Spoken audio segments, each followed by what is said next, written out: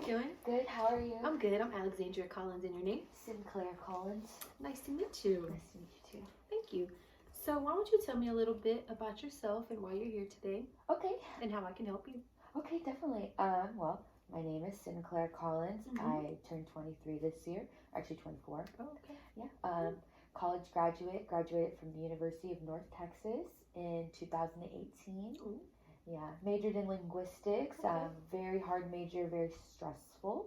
But yeah, recently moved back home to my mom's house, and because I just came from my dad's super stressful situation there. But yeah, so I've just been kind of searching for a job, kind of like find my own way, thinking about going back to school. Okay. Yeah, but I'm not too sure about that yet. But the job search has been really stressful and hard, but I'm really happy to say that I did, about a month ago, I did start a new job. Oh, okay. That's good. Congratulations. Thank you. It's called Recon MR. It's a telephone interview company. Okay. Super high volume, super stressful place. It's very performance based, to say the least. Okay. Yeah. But I'm here today because I've been noticing something within myself. Tell me about that. Okay. Well, because the job has been so stressful. I find myself like after work, I immediately go to the bar, sometimes to the liquor store if I want to just go home. But normally I go to the bar and I have about, I would say between like 5 or 6 drinks, whether it be like a shot or just like a mixed drink, like a Long Island or something like that. And at first it wasn't that bad, but now it's to the point where like I have 6 drinks minimum. Sometimes I can't even drive home. So would this be daily? Yes. Every other daily? Every day after work, I'm having like 6 drinks, and most nights I can't even like drive home myself. So I end up calling an Uber somehow. And then the next day I do have to go to work, but my car's at the bar, and so it leaves me hungover because so drunk.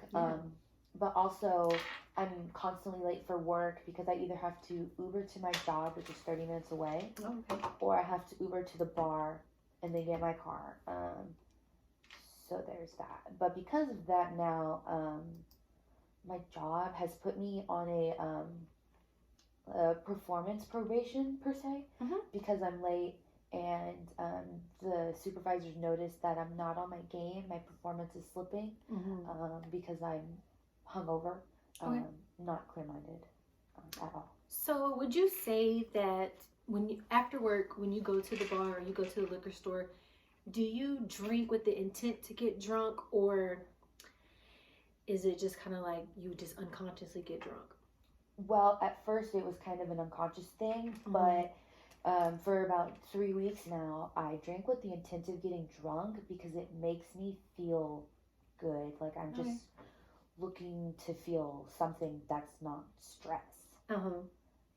So do you ever try to control it, or you just...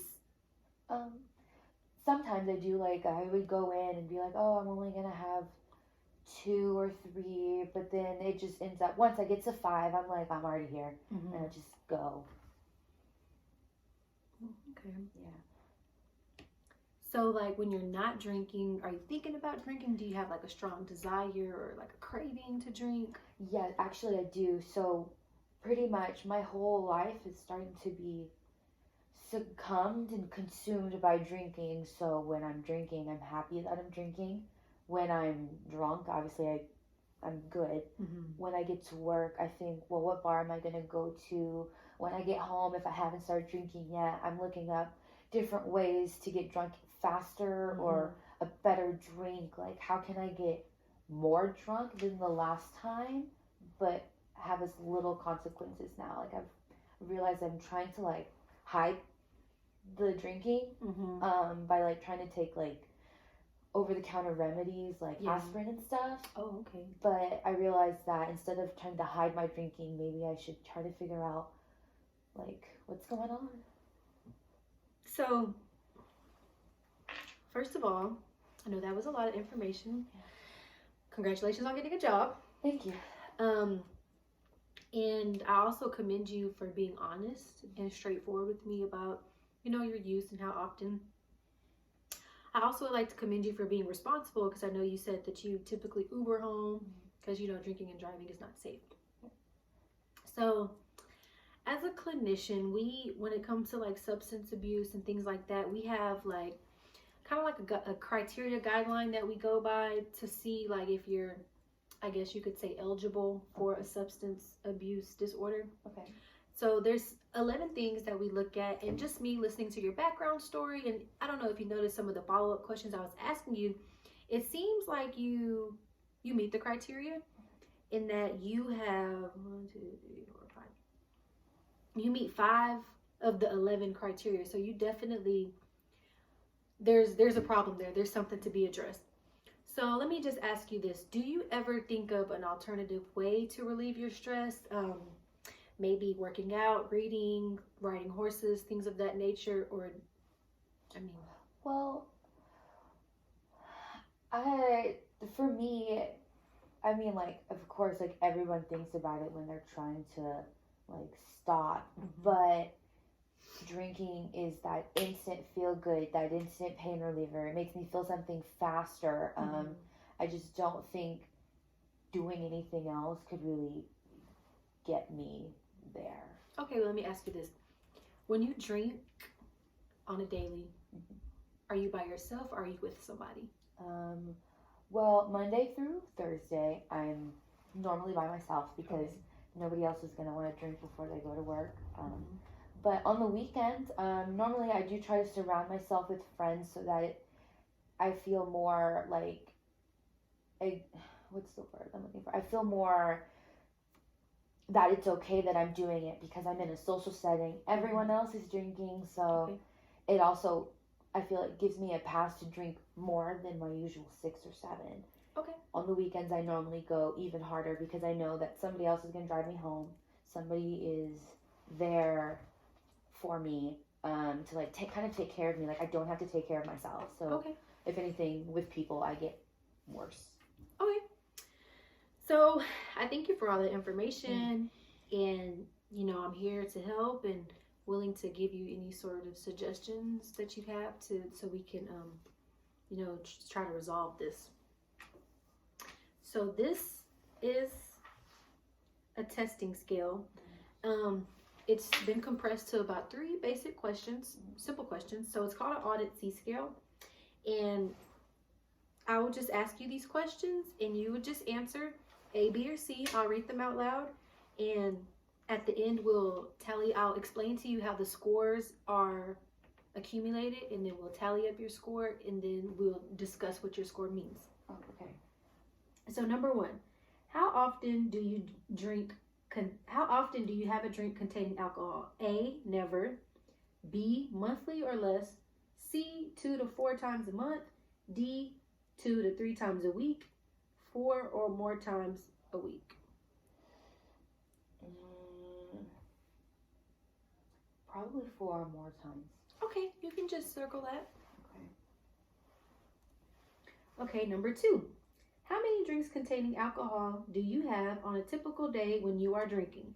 A, 1 or 2. B, 3 or 4. C, 5 or 6. D, 7, 8 or 9. E, 10 or more.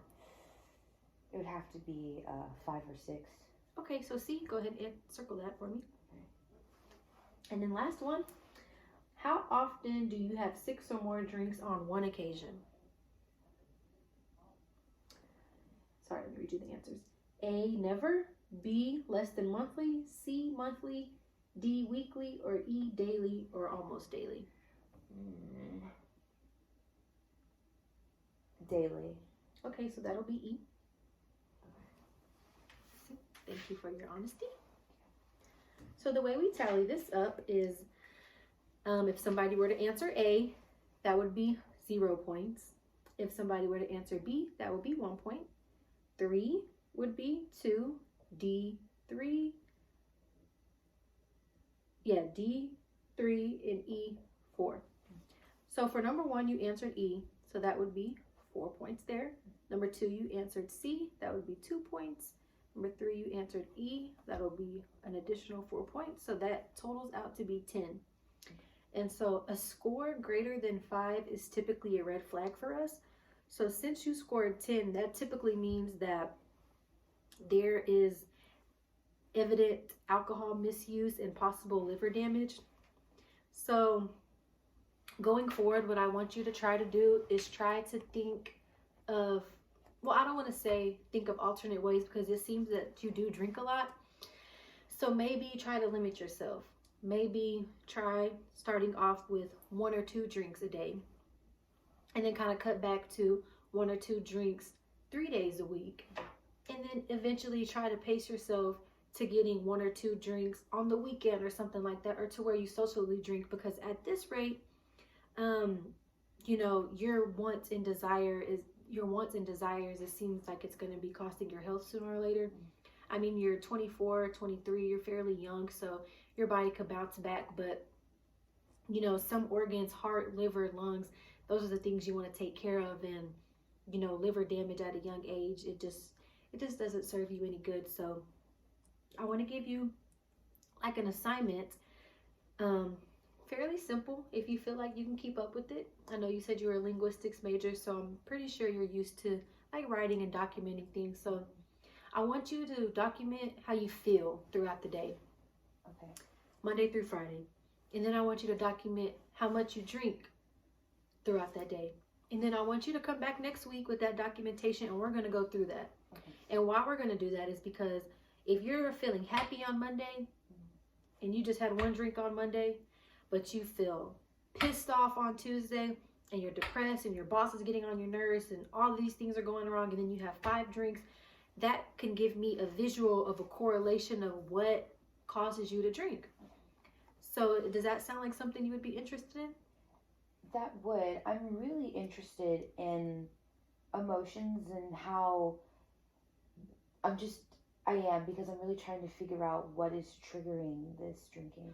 Okay, and I think writing it out and actually documenting it, that would be a great first step to, you know, finding what the root of the problem is.